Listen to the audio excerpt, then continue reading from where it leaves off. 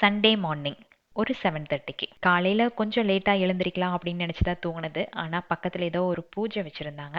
அந்த சத்தத்தில் சுத்தமாக தூக்கம் போயிடுச்சு. எங்கூட மித்துக்குட்டியும் எழுந்திரிச்சு வந்தாச்சு. ஆனால் ஒன்று யோசிச்சு பார்த்தோம் அப்படின்னா, எப்போவுமே டெய்லி சீக்கிரமாக எழுந்திருக்கிறவங்க ஒரு 15 மினிட்ஸ் லேட்டாக எழுந்திரிச்சா கூட அன்னைக்கு டே வந்து ரொம்ப வேஸ்டான மாதிரி இருக்கும். ஸோ எனக்கு வந்து அப்படித்தான்.